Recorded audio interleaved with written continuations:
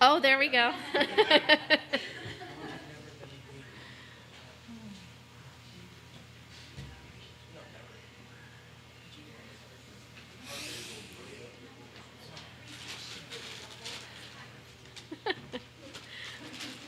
Oh, yeah, I can take this off.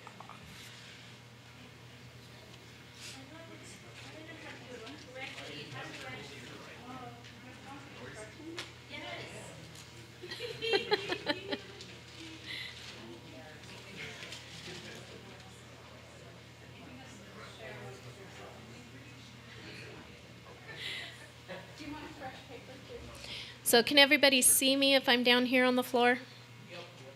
Okay. Do we have most people back?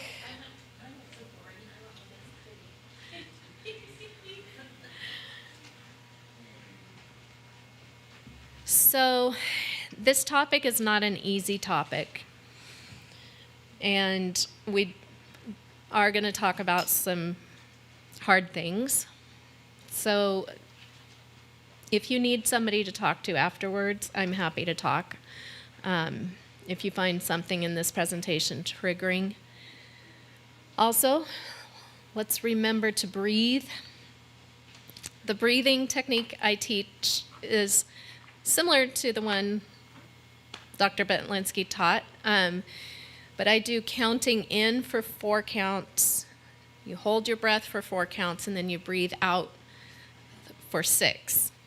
And then also when you're breathing out, you want to do it through pursed lips, almost like you're blowing on a spoonful of really liquid soup. So let's take a second and breathe a couple times.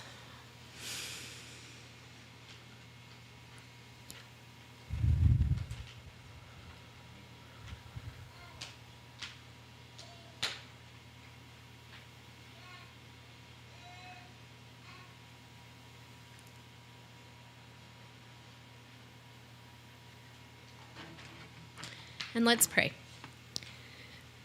Dear Heavenly Father, thank you again for this lovely weekend here at beautiful Camp Miveden. Please be with us for the next hour as we talk about hard things that some of your children endure and how we can help them best. Please guide my words, guide what people hear, and give us all wisdom and good intuition. Thank you. In Jesus' name, amen. So this topic is how to respond to reports of abuse.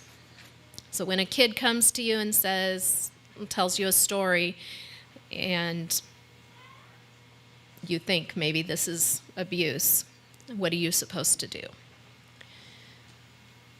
Let's see if, there we go. So the policy or protocol side of things is, who do you call immediately? Call your area coordinator. Do you know who your area coordinators are? Is there anybody who does not know? What club are you in? Adventures, South Hill. South Hill, I think, trying to remember her name. Jennifer Watson. Or you can call Anita. Richie also would like to be called. And Child Protective Services needs to be called. And depending on the situation, you may also need to call the police. CPS can help you figure that out. Who should you not call? Your best friend. In other words, respect the child's privacy. You don't need to tell the whole world. Should you tell other club staff? Probably just make sure the director knows. And if the director is, there we go. Oh. The club director can help figure out who else needs to know about it, depending on what the situation is. And do you need to report it to the authorities? Yes. CPS and possibly the police. Richie would like for us to fill out an incident report form. He said just use the same one that you would for injuries or accidents. You do not need to go into great details, but kind of a brief summary of what happened. And then when you get the case number, make sure and write that down. I also recommend that you keep a copy for yourself as well, not only as club staff, but also as an individual. Keep the case number written down somewhere. That way, if somebody down the line ends up saying, well, I told so-and-so and they didn't do anything, you can say, actually, I did. And here's the proof I did. I got this case number assigned. Because we are all mandatory reporters.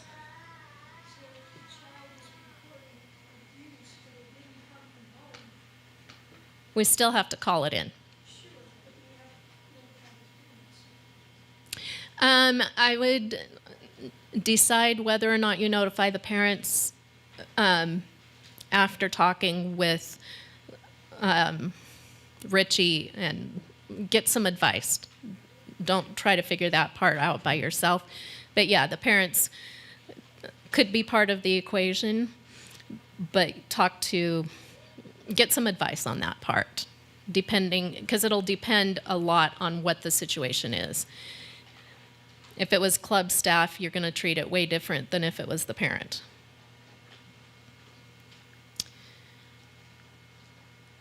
So who needs to do the reporting? Definitely talk to the director. Only one of you needs to make the report. Just make sure that you know who will be doing the reporting and be able to confirm that it was done. Probably best if the person who the child told about it does the reporting, because you have all the information correctly. Question. Yes. So, a child tells another child who confides in you. Am I the one who would make the report even though it was the child who heard it? Yeah. Yeah. And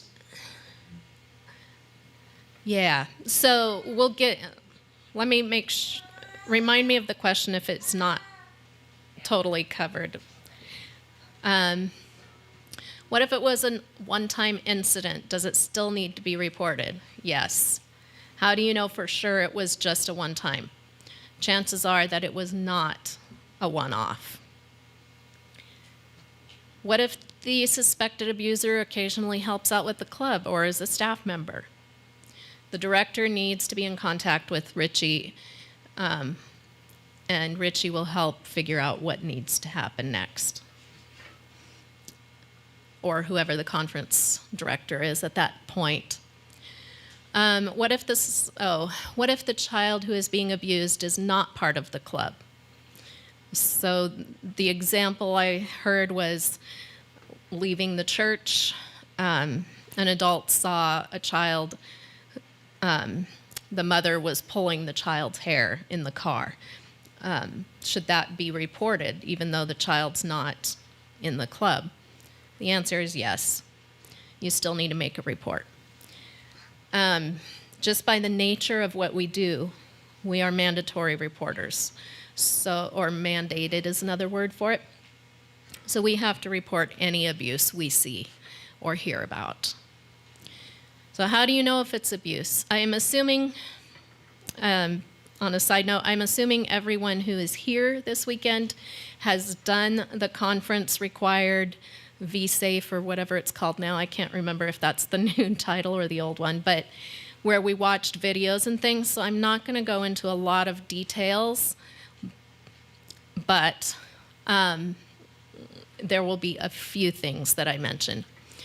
It is not our job to decide whether or not it's abuse. That is CPS's job. If you're wondering if it might be abuse, call and ask. CPS does not mind getting calls where you're saying, I don't know if this is reportable or not. And they'll ask you questions, and then they'll decide whether it's to be reported. Also, you can call your area coordinator and or Richie to help you decide whether it's something to be reported. And again, you can always call them and say, I'm not sure. So this is the Washington state law. I did not go through all 3 states' laws, but this is a pretty clear description of what is unreasonable. And they are pretty specific in Washington state that spanking is not necessarily abuse. So it's unreasonable throwing, kicking, or cutting, striking a child with a closed fist, shaking a child under age 3, interfering with the child's breathing, threatening a child with a deadly weapon, or doing any other act that is likely to cause and which do cause bodily harm greater than transient pain or minor temporary marks. The age, size, and condition of the child and the location of the injury will be considered when they're deciding whether bodily harm is reasonable or unreasonable. And this list is not exclusive. There could be more on the list. Rule of thumb, if you see bruises or marks on a child, the purple areas tend to be accidental, and the orange areas are more likely to be abuse. So some follow-up questions about abuse. Will I lose the kid out of the club? It's possible. But leaving a kid in an abusive situation is a lot worse. We've heard a lot about that this weekend, about the long-term effects. Won't I be ruining someone's life? I hear that one a lot. If I call this in and it's not an accurate report, won't I be ruining their life, making it so they can't teach anymore, or making it so they can't be in Pathfinders? Well, again, the effects of abuse are much worse than ruining someone's life. Far too often, that concern is given more weight than the concern for the child, and an adult just gets transferred to a different church or moves and continues doing what they were doing. The other thing, too, is that if it's investigated and they find no evidence of abuse, then nothing happens to the adult. So, yes. Sorry, I can't see with the lights. Quick comment. By the way, great presentation. I'm talking about this right after you're done. 95% of the allegations are true. So we should not take an allegation lightly. Yes. It's a much high likelihood whatever is coming up is actually true. So it's better to speak up than to hide that. Yep. So did everybody hear what he said? Okay.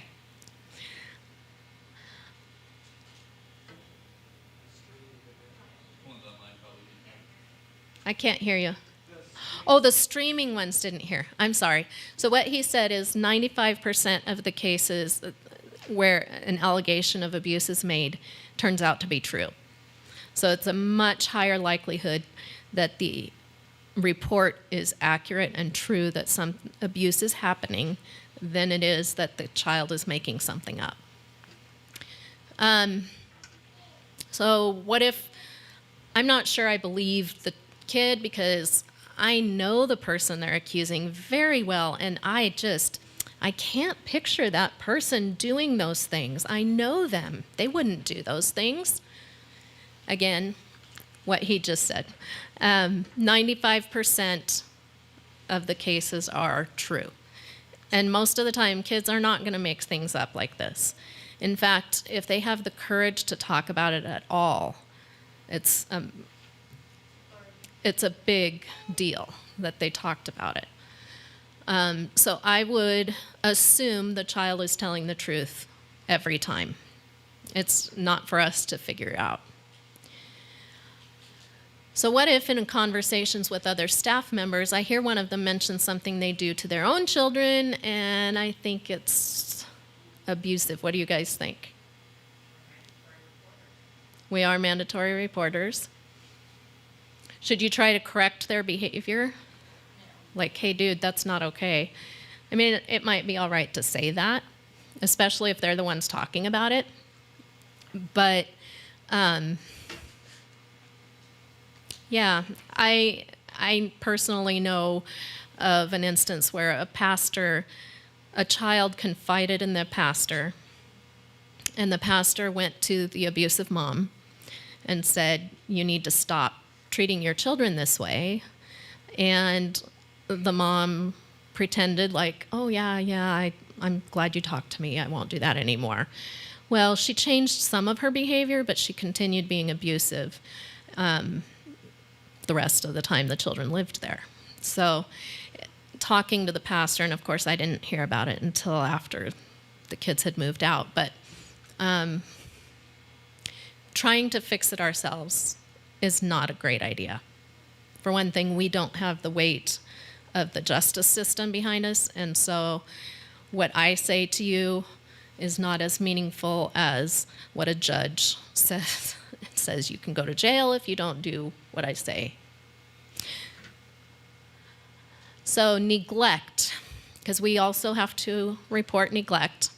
How do I recognize neglect? How do I know it isn't just poor planning?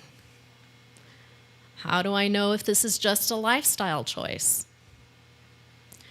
So negligent treatment or maltreatment means an act or failure to act, the cumulative effects of a pattern of conduct, behavior, or inaction that evidence serious disregard of consequences of such magnitude. A lot of big words. So basically, the child's health, welfare, or safety is in danger because of some need not being met. Parents' substance abuse is given a lot of weight in deciding for the courts to decide. But as far as we're concerned, so if they're not getting enough to eat, if they're not properly clothed, that type of thing, and it's not just because they can't afford it, it's not because they're homeless, it's because parents just don't care, that's when it's reportable. I just, my kids, they tend to be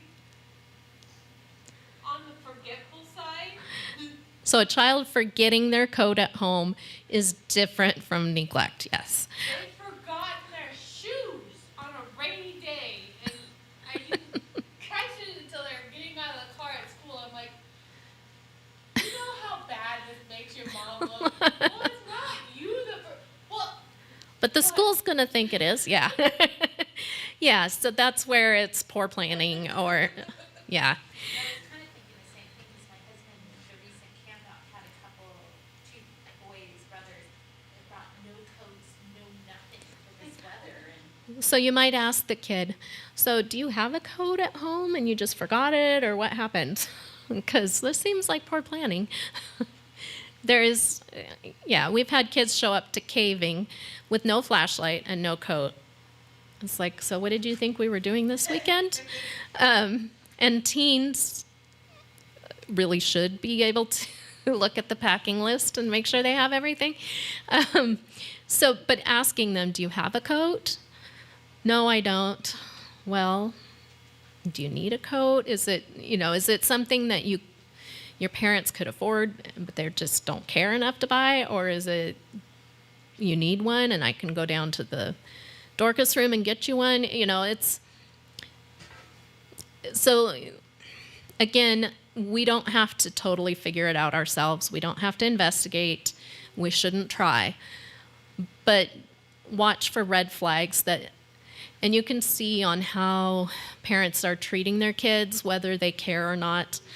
I'm guessing a truly negligent parent would not be going, "Why didn't you bring your shoes?" And no, neglect is not really treated differently. You still have to report it. What about verbal and emotional abuse? Are emotional and verbal abuse the same thing? Essentially, you can have emotional abuse without the parent yelling, but it is kind of all in the same bubble. Is it reportable? I think it is, yes. Some signs that a child has emotional abuse happening: they show extremes in behavior, such as being overly compliant or demanding, extreme passivity or aggression. So it's kind of the two ends of the spectrum. They could be inappropriately adult or inappropriately infantile. So maybe they're telling all the other kids what to do, or they need somebody to tell them every step to take, everything to do. They might have delayed physical or emotional development, has attempted suicide, doesn't seem to care about whether they're with their parent or not, so lack of attachment. And behaviors you can observe in a parent or adult: they constantly blame, belittle, or berates the child, so the child can never do anything right. Doesn't seem to be concerned about the child and refuses to consider offers of help for the child's problems. So if a child has difficulty reading or something and you go to talk to the parent and they're like, "Oh, they just need to work harder," that's probably not accurate. Or overtly rejects the child. Child endangerment.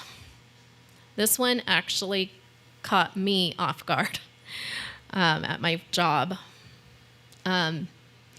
I didn't recognize the situation as child endangerment. So it's defined as exposing a child to danger, pain, or undue suffering. Willfully allowing a minor to be injured, willfully causing or allowing a minor to be in any type of dangerous situation, or causing a minor to suffer unjustifiable physical or emotional pain or suffering. And child endangerment is reportable. So the one that I missed initially was a parent driving while intoxicated with a child in the car. And there was no accident, there was no ticket or anything. The child just told me about the incident and that they were frightened. And I did not recognize that as something reportable. It is reportable. I did make a report, abandoning a child without adult supervision in an unsafe neighborhood or venue. So where Pathfinders are concerned, what that might look like is you get back from a camp out and the parents don't show up to pick the child up, and there's no plan in mind for what they're supposed to do. And the child might say, "Oh, I'll just walk home," or "Just leave me here, I'll be okay."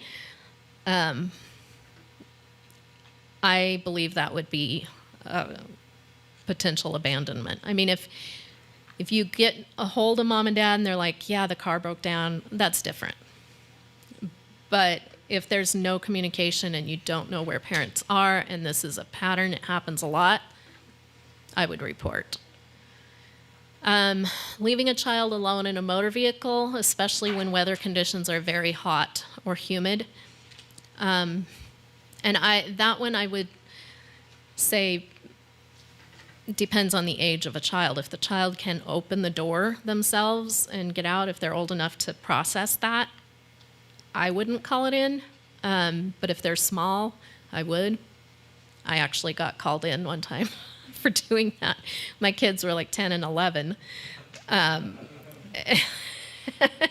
And the sun had already set. It was a hot day, but the sun was down and we'd just gone swimming. Anyway, I ran into the store to grab a pack of toilet paper and came back out, and somebody had called the police on me. And I was like, well, the car's still cool inside. They're old enough to come out of the car to come in. And the officer was like, put his hand in there, and he's like, oh, are you guys okay? Anyway, I didn't get in trouble, but. Failing to look after a child due to being under the influence of drugs or alcohol. I'm gonna actually, so the abandoning a child without adult supervision, I tended to walk home after Pathfinders. Like, everyone knew I lived down the road and where I lived, and there was like no communication between my parents, which when my mom found out about it, she was not happy about the fact that I would walk home all the time. She was like, so no one ever drove you. I'm like, no, where is my sister? Our neighborhood has 3 people who are crazy. I'm like, yeah. So now, even as an adult, my mom makes me take the car 1 block to Pathfinders. You are not walking. I'm like, okay. Yeah, so you're saying your mom shouldn't have been reported. No, my mom wasn't reported. In fact, she didn't even know about it. No Right. one ever communicated with her, like, hey, why does your daughter always come to Pathfinders, by herself at night?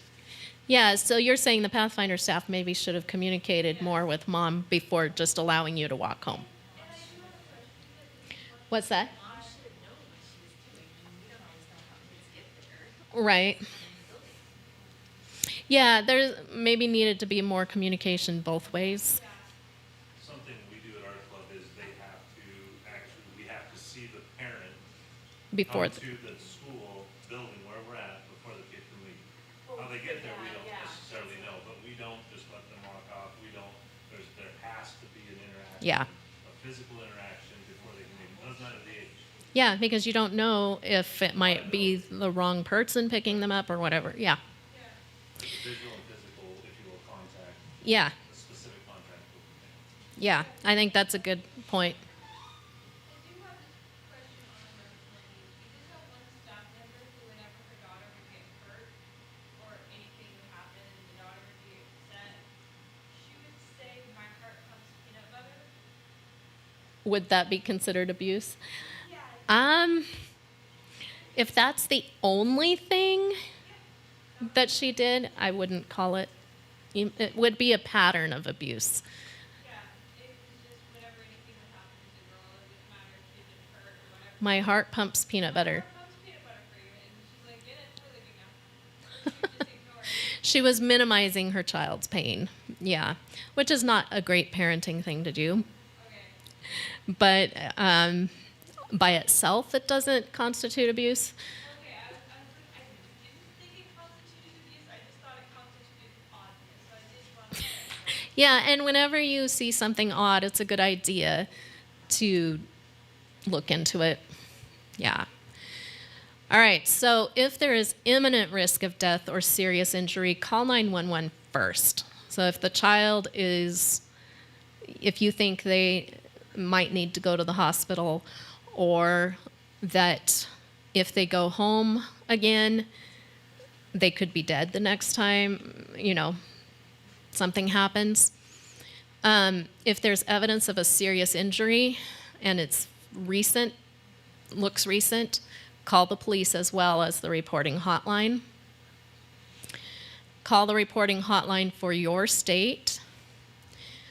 So I have the phone numbers for all 3 up here. And also call your area coordinator and the conference Pathfinder director, because they need to know what's going on. Oh, do you need me to go back?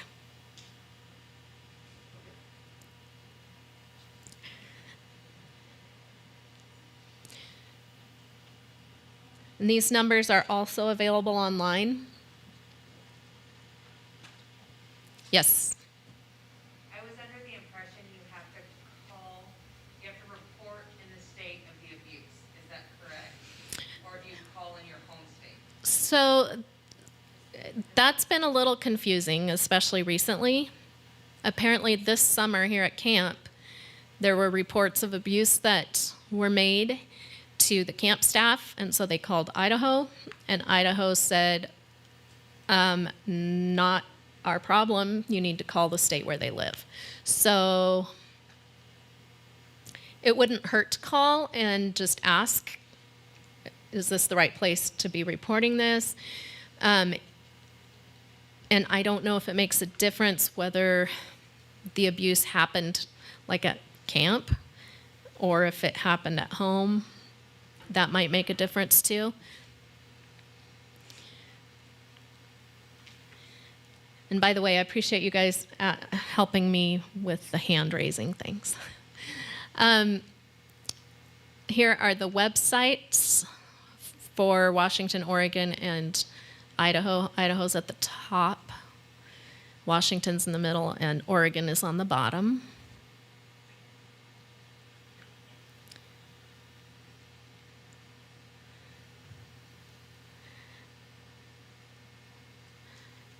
And I can come back to that slide if you need it at the end.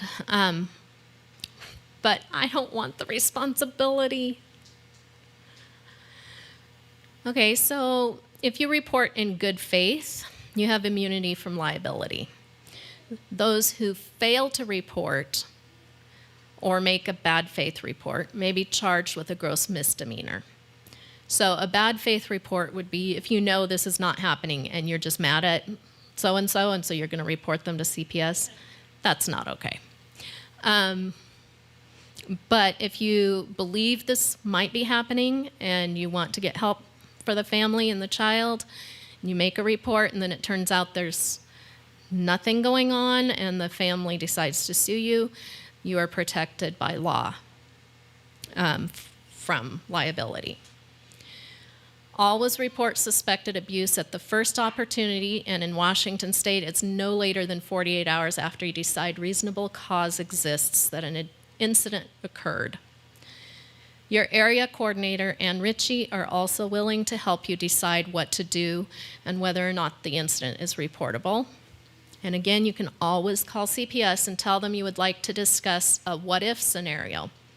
If you do this, though, be prepared with the information in case they feel the scenario represents a reportable incident, and then you just make the report right then. Here's what to expect when you call.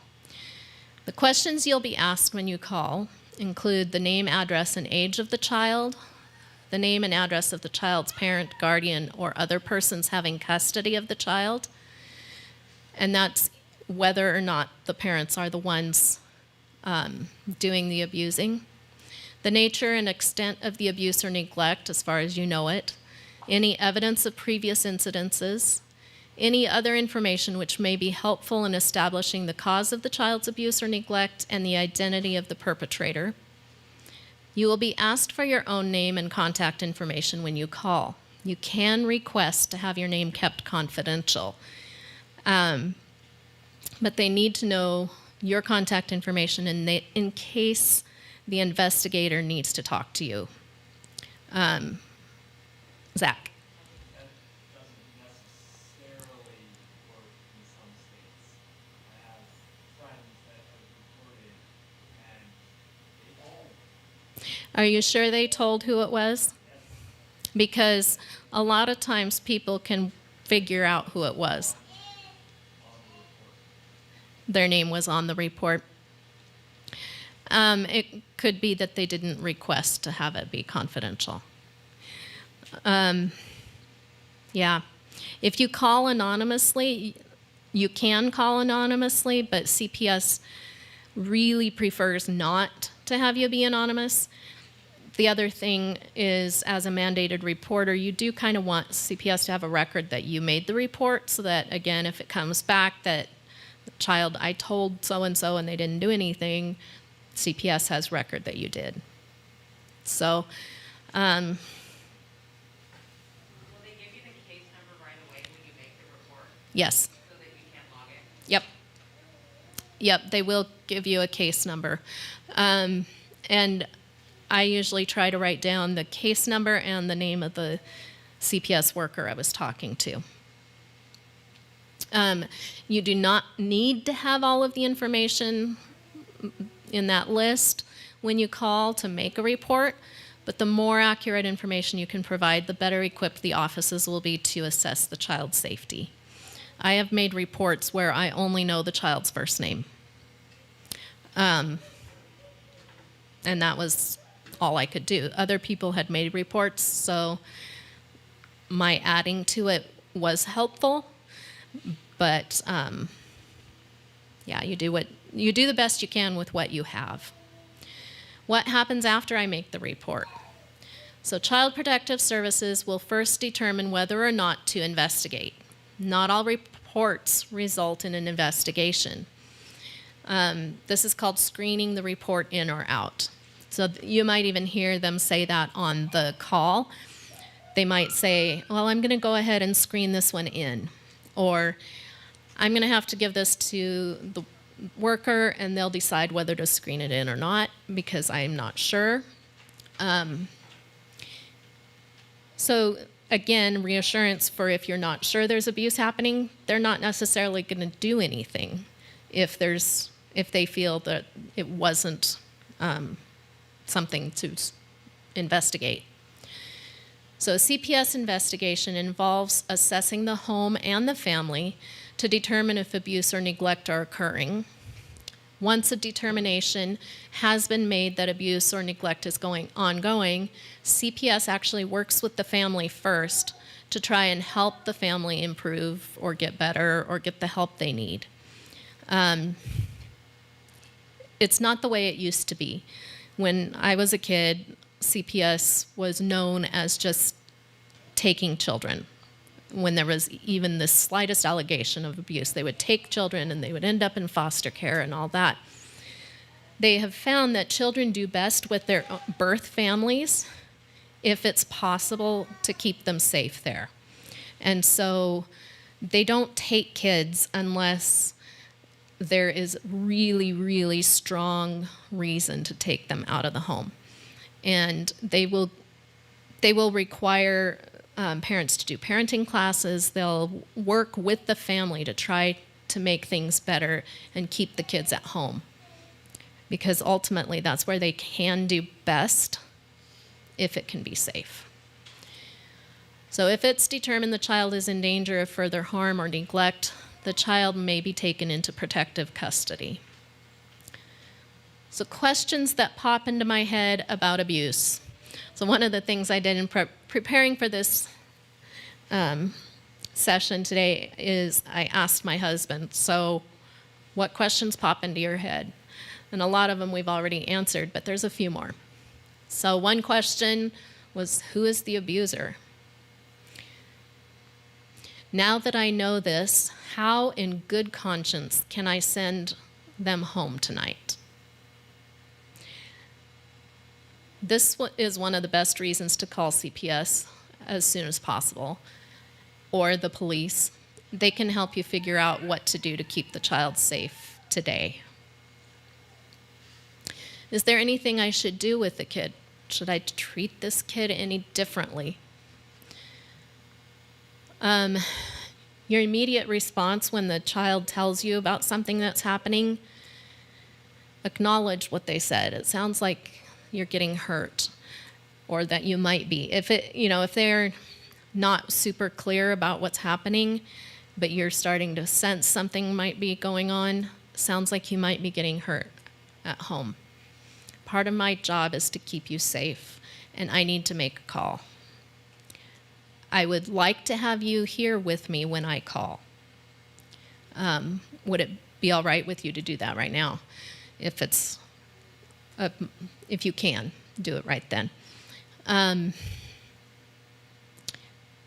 Part of the benefit of having the child there with you when you make the call is it can help take some of the fear out of it and help them know what's going to happen. And if CPS knows the child is there with you, they may want to talk to the child and they can provide some reassurance of safety and that they're going to be okay, that their life is not going to end just because they made this report.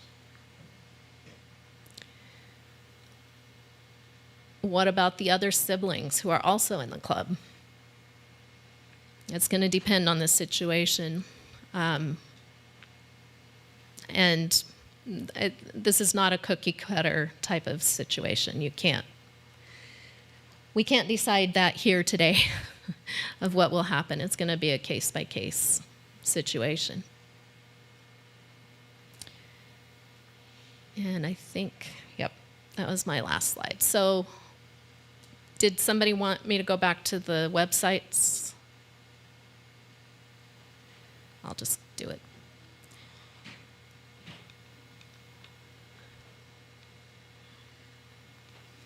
Oops. Are there any other questions or concerns? And I don't have a clock on up here, so I don't. What is it? 46. 46, so we have a few minutes. Yes. One thing we can all remember or recognize is that by the time we see this kind of stuff at the club level, it probably didn't just happen. Yeah. What he said is by the time we see or hear about this at the club level, it probably didn't just happen. And it's probably not a one-time thing. And even if it's a one-time thing with that child, other children might be getting hurt as well, depending on what kind of abuse.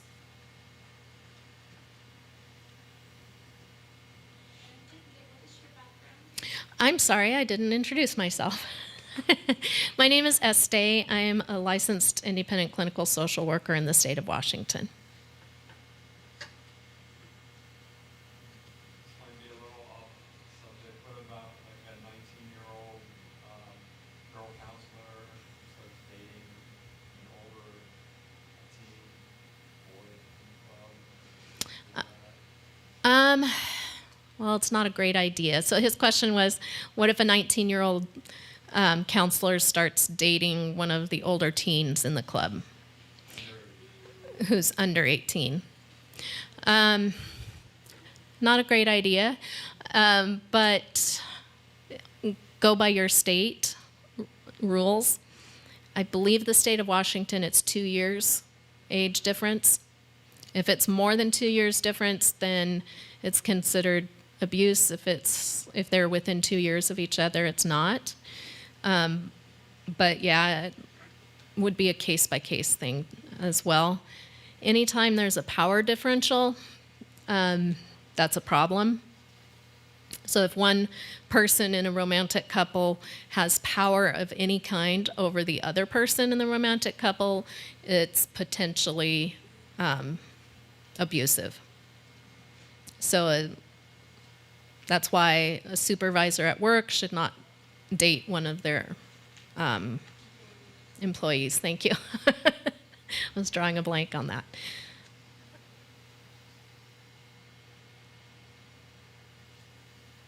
Any other questions, or do you guys need a break? Shall we breathe again? Breathe in. 1, 2, 3, 4.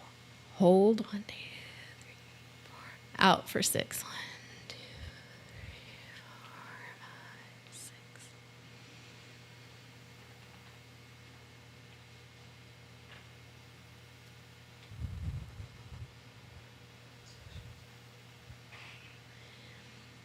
And thank you, everybody, for caring enough about kids to be willing to tackle hard things like this. As we heard about in John Betlinski's talks, it can make a huge difference. And just one person who cares about them can also make a huge difference. So you guys are really important. Well, I can sign cards and... Oh, I don't know about the sign-in sheets. Are they over there? Or by the door? I don't know. That was for the last one, so I guess we can Do it on the other side. on the other side. Yeah, thank you.